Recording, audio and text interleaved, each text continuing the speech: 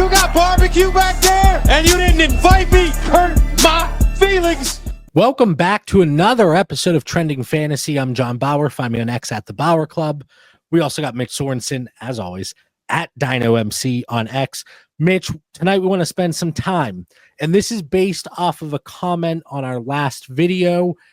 Make sure after you hit the like button, after you're subscribed to the channel, you drop a comment in the chat and let us know any future conversations you would like us to have. Again, this topic is coming straight from a comment that we got last week. When it comes to trading, Mitch, there's certain things, you talk about negotiations, you talk about etiquette. Yes, we always talk about overall strategies when it comes to trading, but tonight we want to spend some time on those first 2 points. And the first part here, and this is the one that really came from the comment that we got last week. We all run into situations where a trade partner just doesn't respond. They let things expire. They say they're going to think about it. They never come back. Is there anything we can do here? This one's so tough because even as a commissioner of leagues right now, I was looking today and I have a 14-team league that is supposed to be drafting in 2 weeks and 4 people have paid.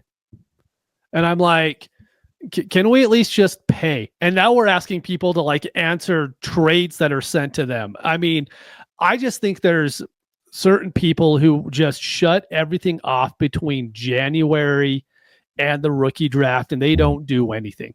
We know people who just flat out say hey, I don't trade this at this time of the year. I'll trade at the rookie draft. And so when you run into the situation, especially if they're just not active in the chat, they're not communicating at all, I just move on. I just know, hey, that's just a manager that I can't trade with until August, and then I'll hit him up then. Because that's going to be the manager that comes back and is like, oh, hey, I don't have a starting quarterback. Let me overpay for one. That's usually what those kinds of managers do. So I'm more than happy just to slow play them, come back, hit them up in August, September, when the season starts, and go from there. Because, I mean, if they're not answering you, sending a whole bunch of trades, it just really makes me more bad than actually helps me improve my team. When I saw this question, and we kind of talked about this via DM, there's really not much you can do. If there was a manager, they pay their league fees, they take part in the rookie drafts, unless you invoke some kind of, you got to respond within a certain amount of time. I don't think that ever actually works, though. And then I think the commissioner ends up kind of babysitting. And I know whenever you're a commissioner, Mitch, you have no interest in doing that. So I was thinking about this. I'm I just started jotting notes down. For me, what I've been doing, and I said for sanity's sake, I put an expiration date on the offer. So if it's on Sleeper, it's an exploding offer. I do it till the end of the day. If it's MFL, I do it till the end of the day. And then if they don't respond, it expires and that's it. But before, especially when I was in fewer leagues, I would send an offer. Either I would, revoke it because I kept getting pissed off because people weren't responding, or I would constantly check back in and nothing. And then you start tagging the person and you're obnoxious. So just for sanity's sake, that's the way I approach it. And then I kind of think about there have to be reasons why these people are not responding. Let's say it's not just because they are completely away from the keyboard, but I don't think we should be inundating people like this with trade offers. You just mentioned it. They didn't reply to your last offer. They didn't reply to your last 5 offers. Why are they going to respond to 20 more? And maybe these managers get a little overwhelmed. They don't feel comfortable making moves. And if that's the case, and Mitch, you talked about this, and I'll never forget it. I think it was 4 years ago, we did an episode on if you're new to Dynasty Fantasy Football. And a tip that you had was, if you're not comfortable making trades, make smaller value trades just to get your feet wet, just to kind of get familiar with how it goes. and you can improve that way. So maybe send some smaller value offers, not blockbusters. And I'm all about the blockbusters. I'm not a Netflix guy. Give me Blockbuster. I want those big trades. But that's not for everybody. They don't want a dramatic shift in the way their roster is built, and they want to make smaller moves. These people, they might not only look to, be proactive. They're only going to make a trade when they need something. And you kind of mentioned that earlier. That's just how some people are. They're not out there grinding. If you're listening to any show that's part of the DD fantasy football community, you're active. You're more active than probably 99.9% of dynasty managers, right? Like, you're out there, you're offering trades, you're doing your research, you're doing whatever. You're looking up your rookies to get things ready for the draft. A lot of people aren't like that. And that's really tough for us and a lot of the folks that are part of the DD fantasy community to grasp. And then another thing, and this isn't really like an etiquette or what to do with people like this, but kind of what not to do. Let's say Mitch is never in the chat. He never responds to trades. Finally, I get a response. He sends me a counter, and it's not a great offer, but you kind of feel like, hey, I got this guy. I finally got him. And I have an opportunity to make a trade.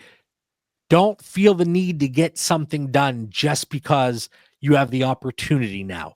And you'll see that whenever people post trade polls or just trade questions in general, and they'll say, it's not a very active guy or gal, and they're in there. I got to do something real quick. You don't have to do it. So is there anything else? Again, those are kind of just random thoughts I was, going through as I thought about this first topic. No, let's hit the next topic, because it's one that I think is like extremely important, to be honest. All right. So you see it on the screen, Dynasty trade etiquette. I want to just talk about a few do's and don'ts. Mitch, start us off. And this can always be a really fun topic. This is really, and you hate to say it because a lot of people don't even realize it. Don't be a jackass in the comments. That is 99% of it. Dude, there is a league that I've joined this offseason to where any trade happens, someone has something to say about it. Oh, I would have given more. Oh, that was an overpay. Oh, that player's going to be out of the league in 3 years. It's like, dude, I don't want to trade with you if you're going to make a comment every single time. And I think it just builds such a bad sentiment in the league when no matter what you do, someone's going to hammer it. I mean, I'm in enough leagues to where 90% of the time I don't even read the comments because I don't even have notifications on. But there's a lot of people who are in 3 leagues. So my biggest thing is I do not make a comment on any trade besides I'll send a fire emoji or something like that. Just be like, hey, cool trade, something along those lines, more so than, oh, I really wish that guy would have sent me that offer, or, oh, I would have paid so much more. It's just, it doesn't help anything at all. It's like, just don't be a jackass. That's kind of the biggest thing when it comes to trade etiquette. Just don't be that guy. I never understood the rationale behind it. It's a silly thing to think about, but if I make a trade and I know Mitch is going to have a comment every single time, I'm probably maybe not, going out of my way, but I'm probably not overly interested in making a trade with you. Now, what are your thoughts on this? And I do this. I never make a negative comment. Maybe 2019 John would have, but certainly not 2025. Those John. were good times. I mean, that was before I became dad, John. I had more energy, maybe out of boredom, you throw some comments in there.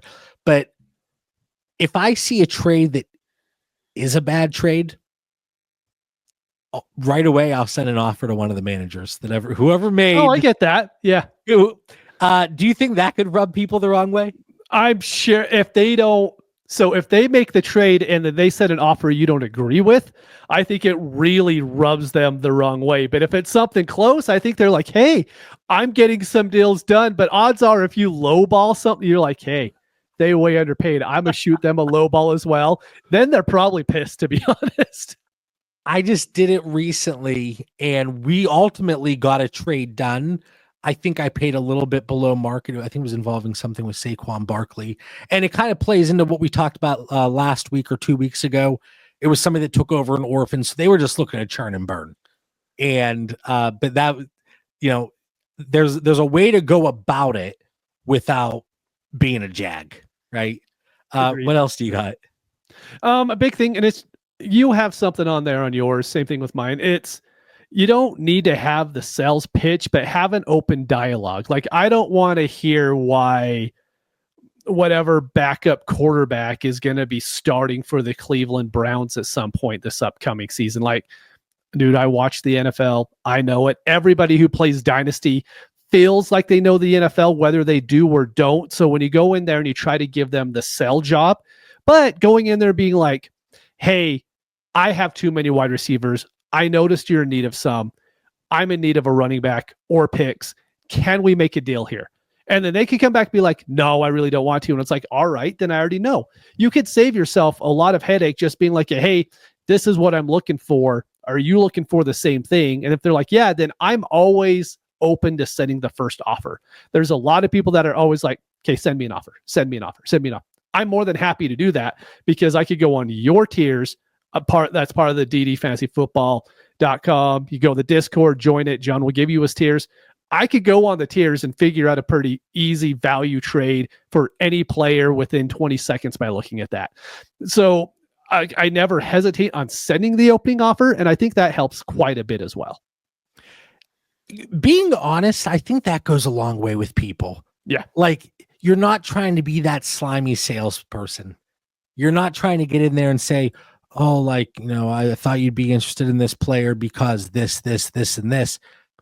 I like the approach of, hey, I have too many wide receivers. You got too many running backs. Do you want to get something done? No, great, move on, done.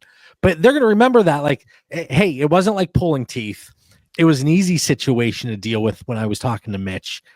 And I think that does go a long way. A few that I have now, I said I used to be a revoker, but I set expiration dates. Dan would always get on me because, like, I'd give him a couple hours, and if he didn't reply, I'm like, you didn't go to the bathroom during the day? What are you doing here? But the people that revoke within like 5 minutes, and I know it is a tactic that people will do, because if I send you an offer and I revoke it right away, what's the hope? The hope is that you saw it and you're going to reach back out to me. Oh, like, I'm interested in that. It's kind of like you send the first offer, but not really sending the first offer because it's off the table. But you kind of know where I am. Like, I would love to get inside the brain of somebody that just constantly is the quick revoker. And we get those comments too. I mentioned it earlier where we'll get a trade pull and somebody will say, this manager was never here. They're finally here. We'll get comments. Hey, here's a trade question. I need a fast response because they revoke right away. And I know it's a tactic. Yep. I don't know how effective it is, but it kind of grinds my gears a little bit. One thing that gets me, and it's not necessarily a do or don't. I think this is a me problem, but I wanted to talk about it.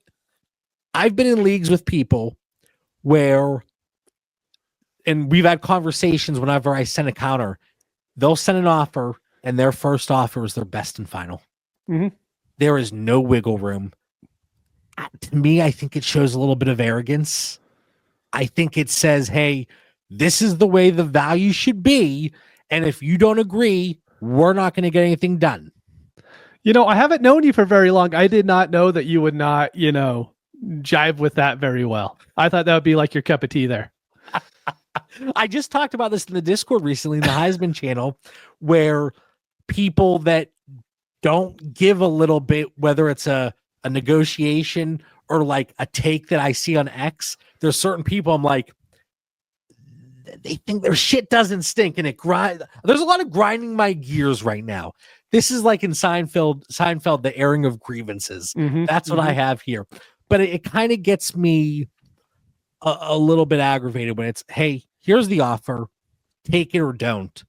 And it kind of goes with you mentioned like with counters, you don't, leave some room there. It doesn't need to be best and final. And then last thing, I do not make the, hey, have to start somewhere offer. And it's just like a complete low ball, because you are going to ruin trade relationships and you have a finite number of trade partners.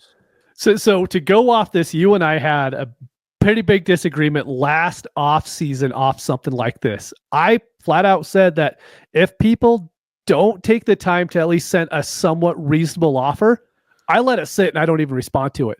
I'm still that way. And you're like, no, you should respond. I'm like, no, if someone sends me a complete crap offer, why do I even need to hit decline? That thing can sit there until they decide to send me a better offer or not. I know that's not the best thing for Dynasty trade etiquette, but that is one thing I still do. See, maybe that's one of the don'ts for me. Or do. Don't be so petty, and I can be petty too. We all can. Oh, I'm petty. Without a doubt, I'm petty. I'm going to call you Tom Petty, but don't be so petty that you let the offer sit. And that kills me on our co-manage teams, because you know me, if it's sitting there, I got to reject it. No. For anyone who doesn't know, I don't see trades before John declines them or counters them or sometimes accepts them. Like it's just how it goes, and I'm completely okay with it.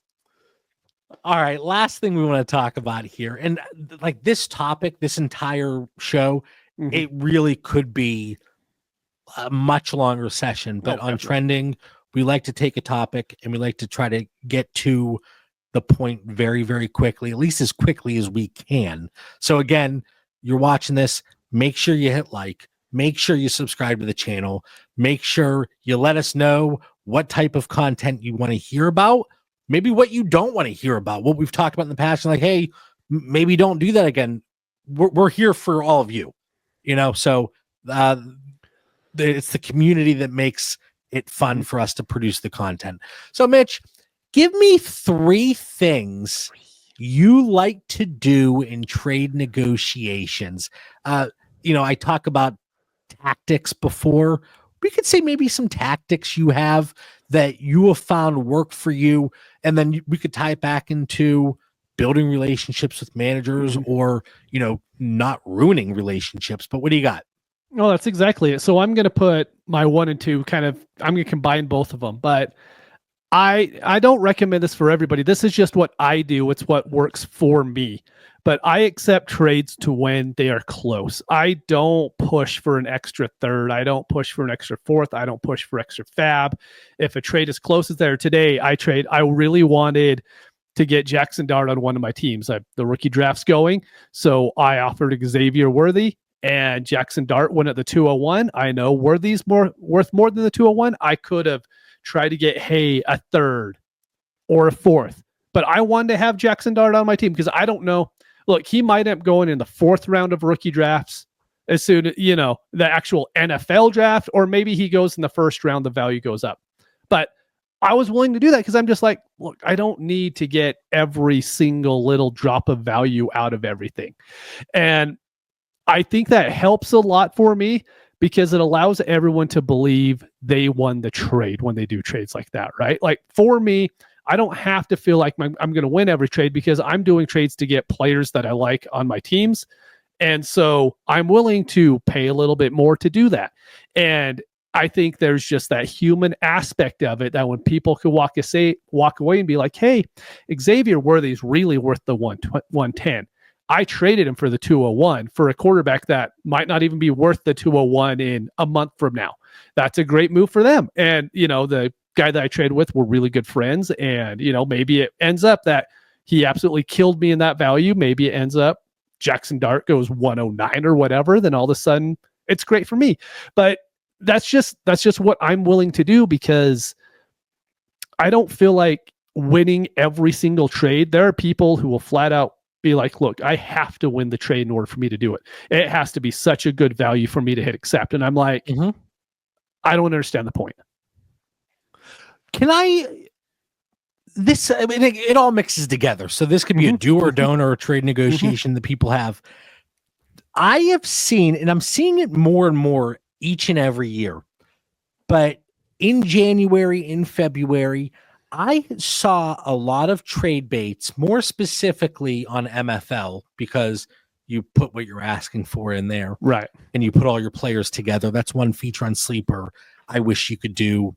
Here's my trade bait, not just individual players. But anyway, that's besides the point. People will say, I'm looking to shop these guys, but probably closer to the NFL draft. Yeah. And it's January or February. It's like, nothing. Okay. Like, thanks for the information, but a trade's not going to get done. I'm not going to send you something now because you told me not to.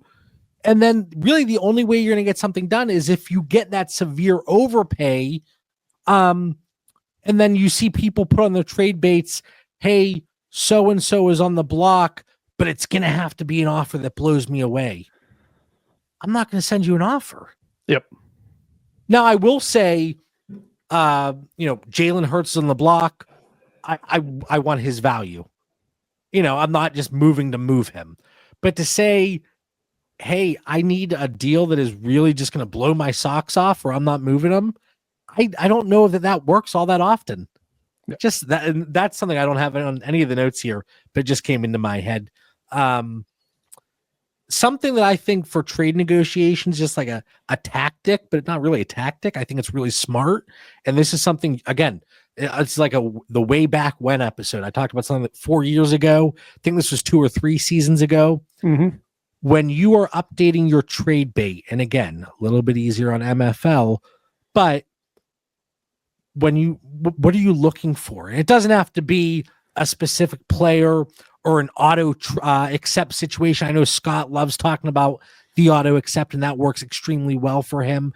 And it works very well for a lot of the DD fantasy football listeners. But I'm just talking about, hey, these guys are on the block. I'm looking for 2025 picks and or a quarterback if the quarterback of my trade bait is included. Boom. Like, that should weed out some of the crap that comes through. It's to the point, and it can get interested trade partners, and I think that really can work. So that's something I try to do. Every once in a while, I find myself just blasting players out of my trade bait and not putting anything else. Doesn't work nearly as well. Yeah, the last thing that I'll go through is when I go out there, I'm usually looking to get more shares of a certain player because for whatever reason, I'm like, hey, something popped up. I'm like, you know what? I really like that. I want more shares of him on my rosters moving forward. And so I just threw in the notes, like, let's say I have Brian Thomas Jr. or I want to have more Brian Thomas Jr. on I look at a team. I'm like, hey, he has him. I'm like, you know what? I have a lot of Caleb. I'll just send him Caleb for him. But this other guy has 3 quarterbacks on his team. And so he's going to be like, well, no, I'm not going to do that because I already have 3 quarterbacks. So much in trades is just looking to see what the other team has and what they're lacking, or knowing what the manager likes and going from there. There's a lot of people who only like young dynasty assets. So I know if I go to send them Mike Evans, even though Mike Evans could be a perfect fit for their team contending this year, be like, no, he's 31 or 32, so I'm not going to get him. So a big thing is knowing the managers, and then just at least look at their team before you send the offer to make sure that if they already have 4 starting running backs in a start 2 league, you're not going to send them another running back because they don't need one. And that's something that Dynasty Daddy, it's perfect for. And a newish addition to the site, when you look at the power rankings, it tells you team needs quarterback, wide receiver. So when you're going through and you're like, okay, I have this excess quarterback, and that's something whenever people are dropping us trade questions in the DD Discord, I say, give me the Dynasty Daddy link, because then it could spark some ideas. And I look at positional needs or overall builds of these teams as potential trade partners. So kind of just to recap there in the trade negotiation tactics, again, not looking at roster construction type things or war, the fantastic series that Scott put out there recently. I think episode 5 just came out talking about war with running backs and the rookie picks, but really just looking at trade negotiations here. Mitch looking to accept close trades. A lot of people, Mitch, you said they need coddled, and yeah, so sometimes they do. Feed those egos. Updating the trade bait with needs, and then paying attention to the other team's needs, because yes, maybe you're sending fewer trades, but I think you're going to have a higher success rate.